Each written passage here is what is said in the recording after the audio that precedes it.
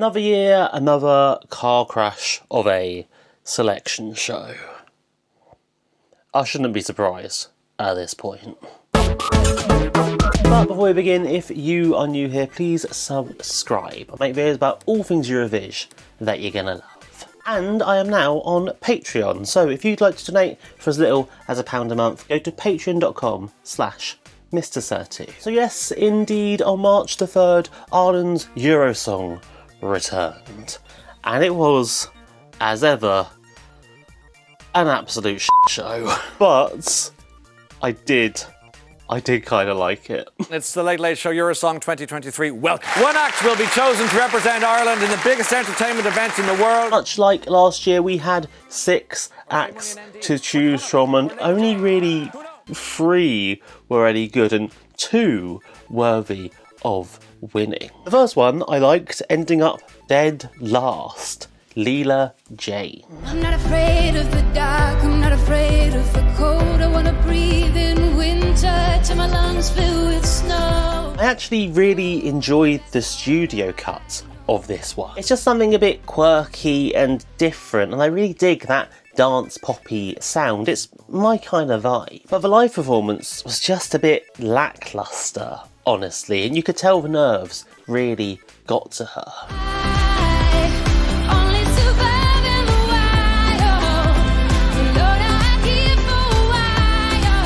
It's understandable, of course. Late Late is Ireland's biggest TV show, and Eurovision is even bigger. But it's a shame all the same, because I really don't think she deserved that last place. Next, in 5th, we had Adji. I've made up my mind now, baby. I've grown up, I'm not your babe no more. And again, it wasn't that it was a bad song, but it all felt a little bit dated, and his vocals were all over the place. Admittedly, the touch of Irish towards the end was a nice addition, though. Just let go for I'm too good for ya. It was honestly so lovely to see RTE supporting the Irish language. It's just a shame that they didn't have an actual Irish language entry in this mix. Next, in 4th, and I'm sorry to have to remind you of this, Public Image Limited. Everything about this performance was a mess. Hello there. Hello.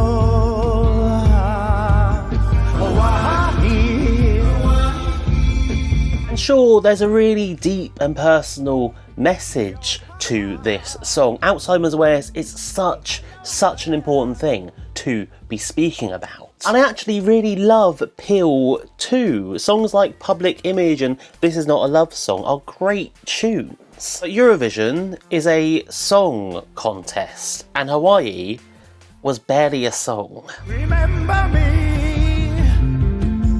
Remember you. The lyrics were plain irritating. The melody was basically non-existent, and John let his emotions get the better of him for the worst. It was just not the right song for this contest at all.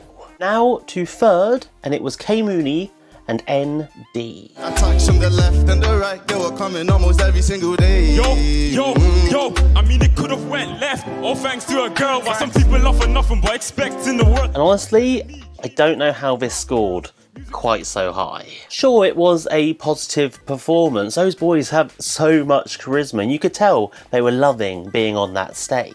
And it was really good of Eurosong to embrace black music. It was nice to have a truly diverse lineup, but it's just not my kind of music, honestly. I just don't get rap and R&B. It's just not the sort of thing I enjoy. 1, 2, 3. I was down in the rain, had to go and make a change. Attacks from the left and the right, they were coming almost every single day. Next to 2nd, our runner-up, Connolly. And honestly, I think they've made a big mistake not choosing this one.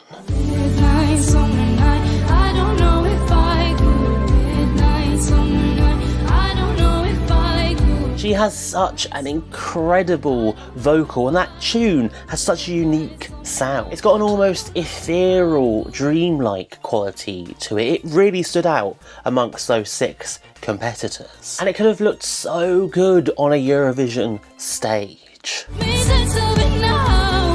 Please tell me how. I don't know if I could. And just imagine her standing in a field of smoke with a starry night sky lit up behind her and the orange glow of a sun beaming from behind. It could have looked so cinematic. It could have been a real moment in Liverpool. But it was not to be, as our winners were Wild Youth. Song number 5, We Are Won by Wild Youth. There it is. Thank you, Lottie. And it was just kind of fine, honestly. And we might be different, but under the falling sun, tonight we are one. It was clearly going to be between this and Connolly. There really wasn't any other real competition. And it is a solid little pop tune, so I'm not mad that it won. Those boys are seasoned pros, and that really comes across on screen. It was a really slick 3 minutes. We keep on fighting, turning every storm. And it just feels a little by the numbers, really. It isn't reinventing the wheel anytime soon. It almost feels a little mellow light, like it could fit in really well in an MGP semi-final. But it's just not jumping out at me. It isn't screaming Eurovision competitor quite yet. We go down, we go down, we go down, we go down. And it's a shame, honestly, because you can tell the folks at RTE really do care about Eurovision. Just putting on the selection show shows that they do genuinely care.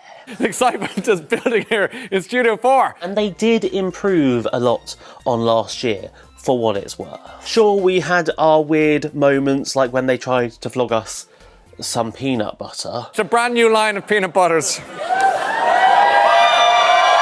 okay. It's super fun. They're loving this peanut butter. We had proper postcards this time around. We have a very clear vision, and I hope that tonight you'll see a glimpse of what we could bring to the stage in Liverpool. The panel of experts were actually being critical. I don't know if this is a song for Eurovision. Okay. I don't know if it's representing Ireland right here, right now. And who thought Jedward would be the ones talking the most sense? You need to have beliefs, which the more contestants coming on, have passion in your eyes, because if you're not believing in yourself, then how can people at home believe in your song? And they even did an admittedly quite questionable medley of Eurovision hits with Neem Kavanagh. You can't tell me anything and I'll listen.